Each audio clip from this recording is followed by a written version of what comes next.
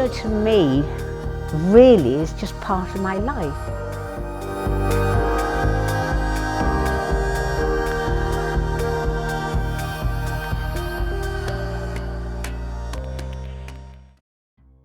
I started Judo when I was about 6 or 7, I think. Yeah, it was just a sport that my dad did try to get me and my brother into so that we'd be out of the house, I guess. But then I stopped, and when I stopped I was about 8 or 9, and my dad then started. And ever since then he's been trying to get me to rejoin. And then when I was about 15 I finally gave in, started Judo up again, and yeah, never looked back. I always make time for Judo. I wouldn't say Judo ever gets in the way of my PhD. It's a necessary part of my daily, my weekly routine.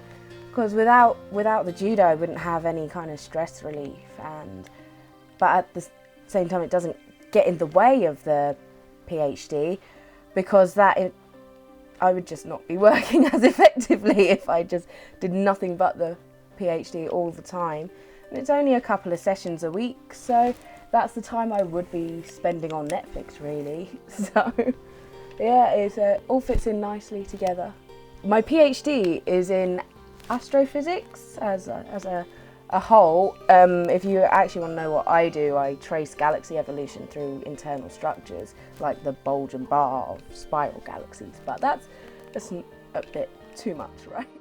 So obviously my first aim is to get my black belt, which hopefully won't take much longer, and then just carry on, get better, maybe eventually go for second dan, third dan, work my way up the grades even higher. But I mean, once you've got your black belt, you've made it in a sport. I feel if you've got your dan grade to show for it.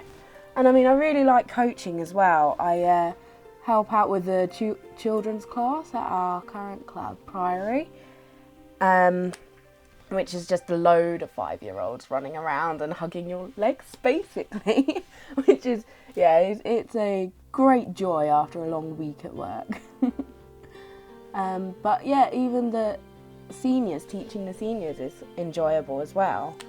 It's nice to see people who join, who have the enthusiasm to start something. They really want to make a change in their own life and start a new sport, and you know, if I can help them on the way to that, it's really nice. It's fulfilling to see, especially when they stay on and you see them progress.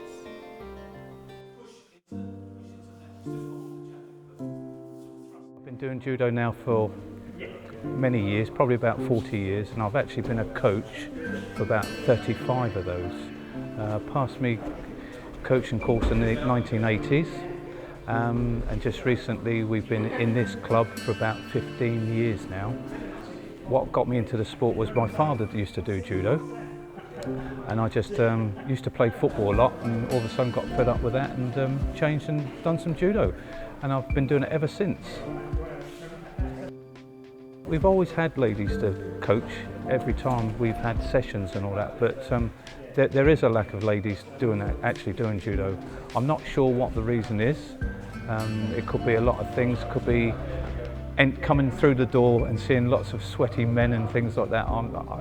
There's loads of sort of excuses you could make up, you know, but I think the lot of the women that we actually do coach are probably ladies that have done Judo when they were children, or come back into the sport, or you might get the odd one or two of a lady that's a parent of one of the children that actually do Judo, and then they've come back and thought we'll have a go, you know. But I must admit there is a lack of women in Judo. Some clubs you won't get any ladies at all in them, but we're quite fortunate here. We have 3, 4, 5 or even sometimes 6 ladies that actually turn up and practice. So, and it's better for ladies to practice with ladies.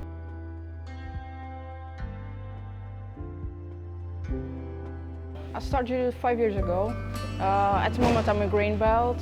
I like Judo because first of all I like sports, and I do sports since I had 4 years old.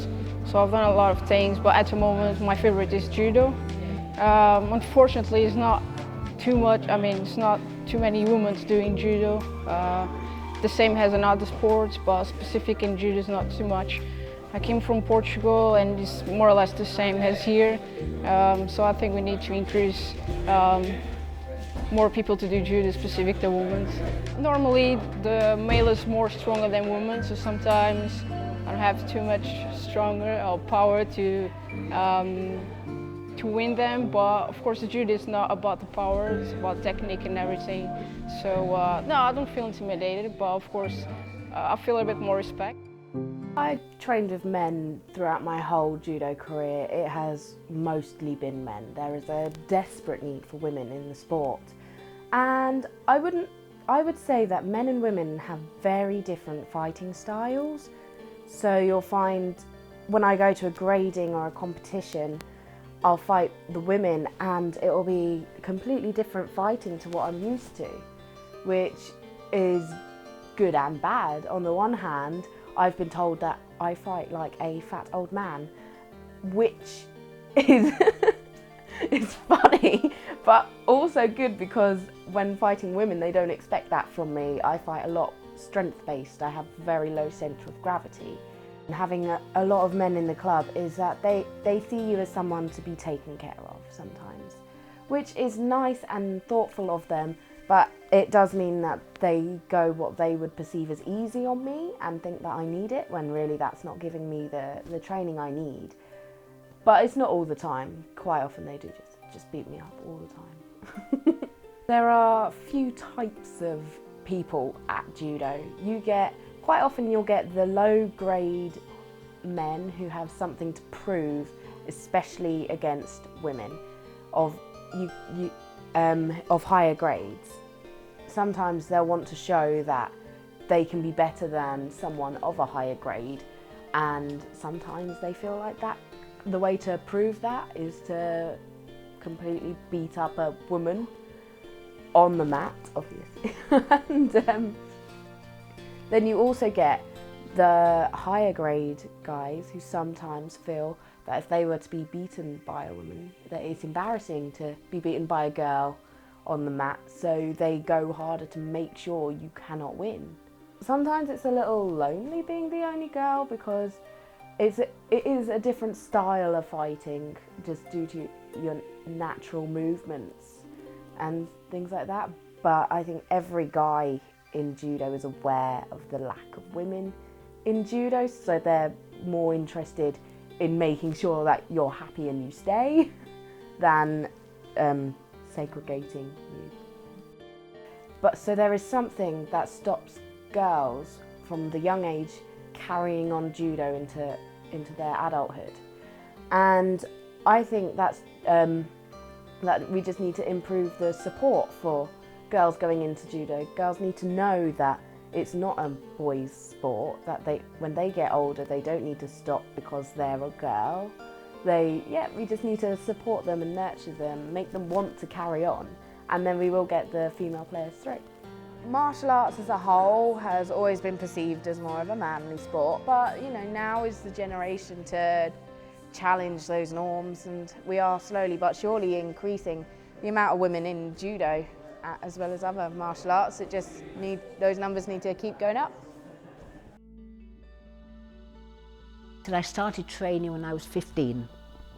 I can remember the first throw I was taught, which is ogoshi, and I can remember the bit of the mat that I was actually thrown on, and I can remember my first coach was somebody called Roy Cowell. That's like my father introduced me. My dad got to the dizzy heights of yellow belt, and he actually introduced me at the Cubs AGM to my husband, Dennis Penfold, who at the time was training at the Budokai. And then he left the Budokai to work in Portsmouth, to come back to Portsmouth, and he became my coach. And it's as simple as that. So I've been training with Dennis ever since I was, 15 and a half, I'd have thought. I'm 73 years old. Yes, a couple of days ago I only thought I was 72, but Dennis reminded me that I was 73, which is unfortunate. I started judo when I was 15, down at Portsmouth Judo Club, which was at Penny Street, Old Portsmouth. and we were in the back of the Royal Naval and Albert Yacht Club, which is still there in Penny Street. I was I was young as a 5, and I used to play with my brothers, who always used to try to beat me up, and so I'm ideal. I was never what I'd call a girly girl, and I said I did it because of Daddy, my father. I'm still calling him Daddy. Yeah, I did it because of him. I was lucky in as much as that I had a coach, Dennis, who treated me like he did everybody else. He used to shout at me. I used to be in tears sometimes because he was so strict, but he was like that with everybody. So at one stage, when I think I was a black belt then, we were not allowed to throw and fall down. Nothing carrying on to the ground at all. They were scared of breast cancer. And I can remember once I was going for my downgrade of brown belt, and I won all my fights, and in one of the fights I actually fell over, carried on the ground, and they said, sorry, this was Mr. Kaizumi and Charlie Palmer, I didn't get my black belt because of that. I was also in 1966 in the very, very first competition for women, and it was a team competition, also a kata competition. I was in the team competition with somebody called Margot Sathe. She was team captain. Now Margot, to me, was the best judo player we've ever produced. She went training in Japan. Wonderful player, absolutely wonderful player, and she lived in Japan for years. She was in the team, and I was doing Judo kata with somebody called Marie Fort, and we came back, the Southern area came back with 2 gold medals. But it was in Liverpool, and no spectators allowed. It was held in camera. It was the very first competition for women, and they didn't want the general public to come in to see us women fight.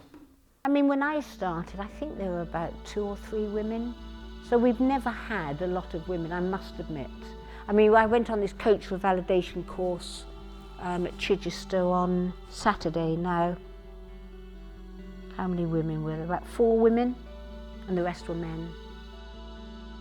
I mean, judo is a hard sport. It is a tough sport. I think for women, you get thrown, you get squashed, you get strangled, you get arm locked. But that's life, isn't it? I mean, if you're protecting yourself against an attacker, you need to be tough. Judo to me it's like living and breathing, really. I can't imagine a time when I'm not doing it. And of course, I'm married to my sensei, who knows more about judo than anybody I know. It's just wonderful.